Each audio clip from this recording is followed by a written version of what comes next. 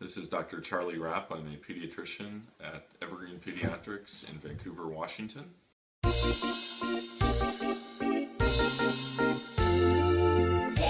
me out to the ball game. Pediatrics, and so I work up here at Santa Cruz Hospital down southwest as well. And this talk that I'm giving this year is a safety talk that is basically mandated by really sort of nationally, actually. And this, what I'm giving you, what I'm talking about, is something that a guy named Tracy Williams, who's another pediatrician, used to give for years and years, and I really appreciate his providing to us and whatnot. And first thing I want to say is thank you. Thank you guys very much. This takes a lot of time, it's a lot of effort, what you guys are doing. And I got to tell you, we have an 8-year-old who's playing Pac-8 this year, and our daughter, who's 6, is going to be playing T-ball. And I can't tell you how much it means to us that people are willing to step up and do what you guys are doing in the community. I've been a pediatrician for 12 years. First thing I saw coming into town when I moved here 12 years ago was right after the 2000 season. I remember seeing that little sign that said Western Champions. I said, well, this must be a pretty special organization. And come, years later, we've got kids in and it's gone down. these guys gone down. But it did not disappoint. It's a far cry from when I was playing Little League back in Pennsylvania growing up. But anyway, so just to start, I think the main thing is, no matter what level it is, and I understand this is National League 11 and 12, the real goal, is for the kids to have fun, learn sportsmanship, get exercise, learn the rules of the game, and the way to do that is showing good examples and being relaxed. Now, there are some safe things that go into that. Think, like anything else, it's preparation. You guys know all this stuff to begin with. You wouldn't go out and ride a bike as a kid without a helmet, and preparation is just as important in baseball. Probably the biggest thing preparation-wise is if you have kids on your team that have chronic medical conditions like diabetes or asthma, you really want to know about that. Because if you've got a kid who is dizzy and he wants to play, and he's out there in left field and he's kind of wobbling, or he tells another kid that he's not feeling so good, that's a very different situation if you know that kid has type 1 diabetes. And that's a much bigger deal. Or if you got a kid that's just coming around and scoring, if he looks out of breath and he's a normal kid, that could be no big deal. But if you know he has a history of asthma, that's something you want to be more attentive to. So I think it's real important to find out from families and from kids if there are these chronic medical conditions and what's the plan. And there should be somebody kind of taking care of that. There should be a physician driving the bus with these medical conditions. So that's real important, I think, is knowing what you've got, because there are going to be kids who have diabetes, who have asthma that you're going to have. So knowing that. So other things to think about. Quality equipment. I think this league is traditionally great. I've been so impressed with the quality of everything we've got here. And that starts with the site itself. I think I've certainly been out here many times on some very, very, very cold days, but really what we do and the hours we put in makes a huge difference. If you've got a crummy field condition, that's a risk right there. Weather awareness, this is more something that pertains to other areas of the country where it tends to get a lot hotter as far as heat stroke. But if we do happen to have a very, very warm day, you got to keep the kids drinking, and you got to be real careful. Sometimes the first signs of dehydration and heat stroke could be a little coordination change, and the kids aren't always going to tell you. So it's important to be watchful. And then of course the rules of play. Because when I was playing Little League years ago, not very well. It wasn't as well organized as you guys have it, and there wasn't any rules about warming up. Remember, I was just warming up, wasn't taking a full swing. somebody hit a mom a little bit in the head, sent her to, get a couple stitches. And I don't think that could happen at the Hazel Dell League. I think it's a much more organized setup, and I think that's to your credit. But those rules that you've established, and you guys know a lot better than I do, the rules are there for a reason, and follow. So, some of the things to think about. And the first thing I would say is, you don't want to have to, and nobody expects you to go beyond the limits of what you feel comfortable with as far as the health situation. Nobody's expecting you to be a paramedic and do CPR and stuff like that. That is not a responsibility. But there are some things that I think are ways of thinking about injuries and health situations that can make more sense. Anytime you got a health situation that comes on the field, you want to say, is this a mild thing? Is this a moderate thing? Or is this a severe thing? I think that makes a lot of sense for you guys to say, which one of these three is it? And we'll give some examples. So, a kid, it's a fastball, gets nailed in the shoulder, has a little pain. That could be a moderate situation. What you do? Probably put ice on it, right? And probably could continue playing, right? Now, if you can imagine a little bit more severe situation, Foz was sharing a story of a collision, probably an outfielder somewhere, and there was some little bit of dizziness after the collision, and really, if you have any dizziness, you have situations like that. That is a concussion. You did the appropriate thing. You put the kid on the bench. You don't want to. You have any neurologic changes. Kid's dizzy. Kid is nauseous. Anything like that, they do not go back in the game after they have a head injury. It's real important because there's a thing called second injury theory with concussions. Probably more pro in football, but it also applies to baseball. And if you have a head injury and you continue to play and get a second head injury, there's a much greater chance of a subdural or epidural lesions or catastrophic things. So you got any changes, dizziness, nausea, headache, they go out. They don't go back in. So we're thinking mild, moderate, severe. There's some things that potentially, if you think there's a kid gets hit in the arm, can't move his arm, or the arm's numb or something. Okay, well that kid, that probably should go to the ER right there, right?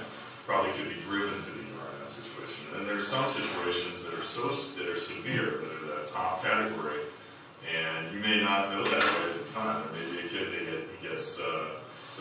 the same kid, let's say this kid is a little bit dizzy, and he gets taken out of games on the bench, and then you're looking over 5 minutes later, kid passes out. It's a pretty severe situation. That's a 911 type situation. And I think, for you guys, the biggest thing is keeping everybody calm, saying, you go call 911, we all have cell phones. Hopefully, most of the time, there's actually probably going to be somebody there who's a paramedic, who's a nurse, who's an EMT, who's a doc. And those people very likely are going to be coming forward.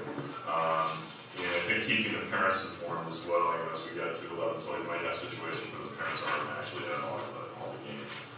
But just, big thing, don't feel like you have to go beyond the limits of your expertise and knowledge. You're the coach. You don't have to worry about solving every health issue. You wouldn't be expected to. Just talking about some general things. Contusions, generally, these are going to be player injuries or ball injuries. That's ice is usually a first step. With that, rest.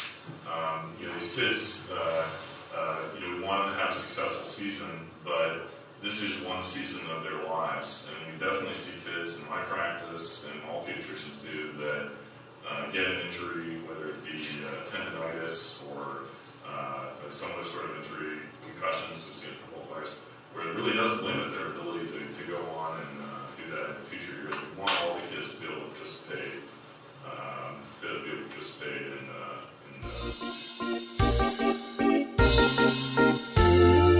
Take me out to the ball game. This is Dr. Charlie Rapp from Evergreen Pediatrics with the second segment.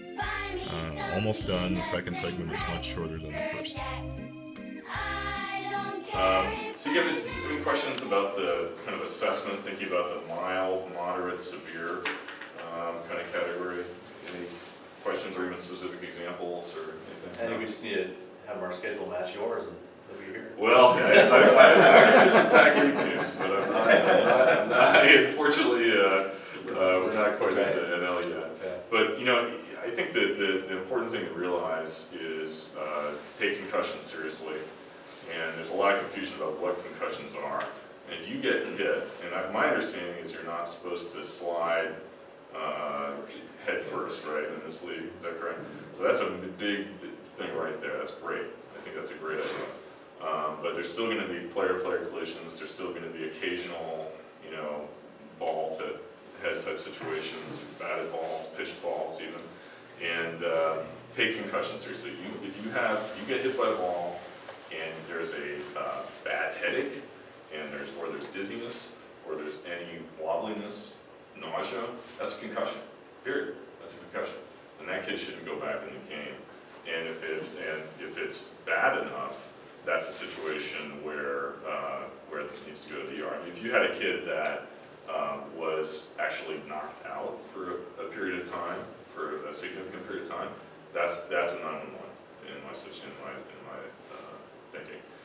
If there's a situation where it's almost as if it knocked the wind out or what's going on, that kid might be able to be driven to the ER, sit on the bench. But you know, these are, I think that you want to be able to make sure that kid's not at risk of getting a second head injury. It's a big deal. You guys are probably familiar with this nationally. It's a big push to think about head injuries. A lot of it's from football actually, but some of the same stuff applies to baseball. Muscle strains, you know, most muscle strains are going to heal nicely in a couple of weeks, but the big thing is rest. And we're talking about, the Little League puts out this thing for people who are doing my job all across the country, and they talk about, they call it crisis. So protection, right? So, you know, catchers, pads, etc. And then if you get an injury, it's rice. So you guys have heard this: rest, ice. And then the last one is support. If you're concerned about somebody's ankle and they go off the field and they're back the next day, they're hobbling around, it's okay to say, hey, did you see your doctor? You know, that's okay to say that. And that's where you guys come in with supporting your athletes. And because we don't know about it, there's nothing we can do about it. But there's a lot we can do when they come see us the next day. And a lot of times, you know, the main reason they're going to see us next day is if you guys say, hey, you want to see your doctor. So ankle sprains, you know, when you get, we're talking about ice initially, and we're talking about elevation and wrapping, and basically most of the time those ankle sprains can be seen in the following day or two in the office. Overuse injuries, big thing we see is Little Leaguer's elbow, and basically, you know, we're talking about kind of chronic tendonitis type injuries, and icing's important, but pitch counts are important. You guys have, what are the pitch count rules as far as? 75. Okay, so you know, I think that's there absolutely for a reason.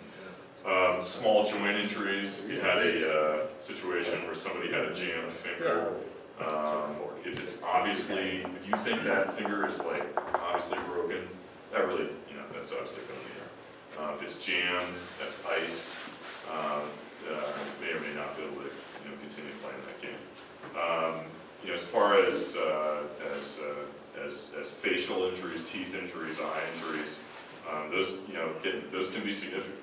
If you get hit, if you get hit in the eye, a visual change, that's a big deal. Should be seen probably in the ER that day. Tooth getting knocked out. I think trying to put the tooth into actually the recommendation is mill, believe it or not, and then that can potentially be help out the dentist and inserting it back in. And I'm not a dentist, so I can't say a whole lot about that. And then, you know, obviously, you know, Tracy wrote insect bites and stings on here. I don't know what to say about that. Maybe ice or I don't know. And then, you know, just realizing that we all have, you know, there's cell phones here. You know, it's better there on the side of caution if you have a concern or question. And there's very likely to be people around that maybe will help you out. And probably one of your big things is just making sure if a it's a severe type injury, everybody stays calm, and that kids are protected from overuse injuries. That's pretty much about it. Do you guys have any questions? I have one question, Sure, I guess sure. comment, Yeah. and it was that, and it surprised me a few years ago, is that you don't have to get hit in the head to get a concussion. My daughter was in a play, Yeah. and one of the kids kept getting sick, and they couldn't figure out why. Yeah, When when he I was did, sick, he'd been doing flips, Yeah. and he started Yeah. throwing up, and they thought he had the flu, and then every day in this play, he'd go and do a flip in the play, and he'd re-injure himself. Yeah, that's a really good point. It wasn't too long ago that we had somebody come in the office who was in a car accident and had a whiplash type injury. Didn't hit anything in the car. But what a concussion is a bruise to the brain. And you can get that from a rapid motion forward and backward. We call that a coup contre coup injury, where your brain gets knocked forward, knocked back, and both the front and the back of the brain actually has bruising. And then you also have shearing forces in there, which actually can tear some of the nerves. So concussions are additive. If you get a concussion, you are more at risk for other concussions. A lot like ankle sprains actually as well. But the most important thing, have fun, and you guys have most of you been doing it for years, and I just want to thank you personally from our family, because Hazel has made a big difference in our family's life, and certainly in our son, and our daughter's going to be playing, younger daughter's doing the T-ball this year, so we feel really appreciative to you guys for doing this. So. Thank you. Thanks, Charlie.